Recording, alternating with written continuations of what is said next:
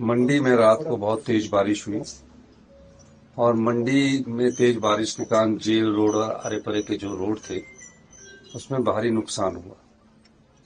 मेरे ख्याल से अभी तक जो मलबे में दबे होने और 2 व्यक्तियों के मृत्यु का समाचार मिला है, लेकिन आपदा के इस कहर में रात को जिस प्रकार से क्लाउड बर्स्ट की 2 घटनाएं मंडी में नजर आई है और क्लाउड बर्स्ट के कारण इतना तेजी से पानी बढ़ा है, इस दृष्टिकोण से मैं ये कह सकता हूं कि अभी हमने स्थिति पर नजर रखी है।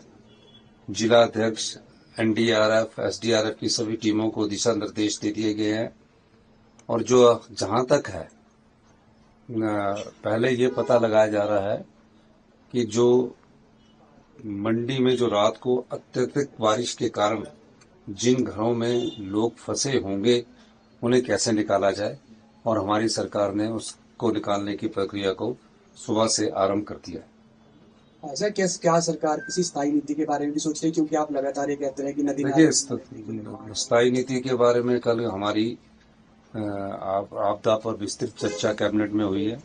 2 बड़ी कमेटियों का हम गठन करने जा रहे हैं और एक फैसला हमने किया है कि अब कोई भी सरकारी संस्थान जो है, जो अभी कैबिनेट की मीटिंग में जो भी सरकारी संस्थान है, हमने देखा कि कई सरकारी संस्थान जो है नदी नालों के किनारे बना दिए जाते हैं और कह दिया जाता है कि यहाँ बना दो, और उसकी डेवलपमेंट पर, साइट डेवलपमेंट पर ही करोड़ों रुपए खर्च कर दिया जाता है।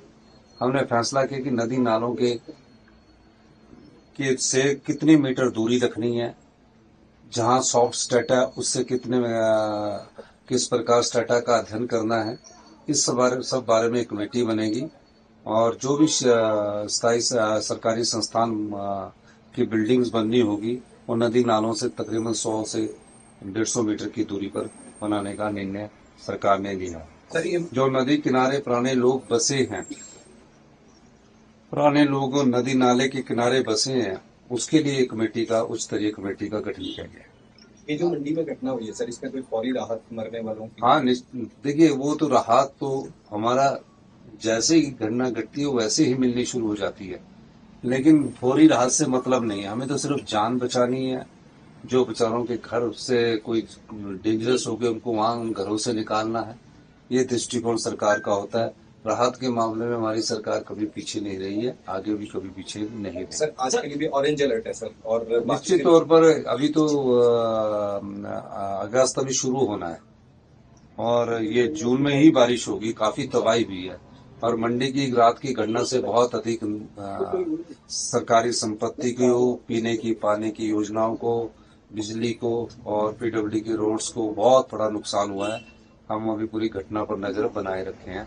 सर, किसान आज आंदोलन कर रहे हैं, शिमला में आए हुए हैं, क्या सचिवालय का घेराव कर रहे हैं? क्या नहीं, निश्चित तौर पर वो उत्पादक संघ की एक मांग आंदोलन उन्होंने किया है।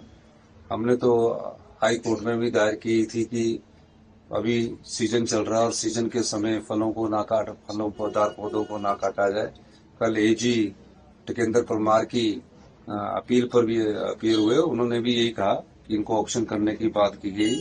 चीफ जस्टिस जब उनसे पूछा गया तो उन्होंने ये जवाब दिया जिसके कारण उन्हें स्टे मिला है, तो उसकी पूरी जजमेंट आ रही है। और मैं इस मामले में हम चाहते हैं कि जो जिन पौधों को पाला गया है उसको सरकार ऑप्शन करे और इस सीजन के समय अभी ना किसी को उजाड़ा जाए और न किसी को इस प्रकार की बात की जाए। एक और मैं कहना चाहूंगा कि सुप्रीम कोर्ट ने बहुत अच्छा डिसीजन दिया कि शिमला में जो ग्रीन बेल्ट्स है उसमें कंस्ट्रक्शंस के बारे में कोई होटल वाला गए हुए थे, उस पर सुप्रीम कोर्ट ने हमारी दलील को सही ठहराया और जो ग्रीन बेल्ट्स पे हमने जो कहा था उसको कहा कि ये सही है। शिमला को और हिमाचल प्रदेश को बचाना तो हर जगह पहाड़ पर कंस्ट्रक्शन करना ठीक नहीं है, उसको भी सुप्रीम कोर्ट ने अपहेल्ड किया।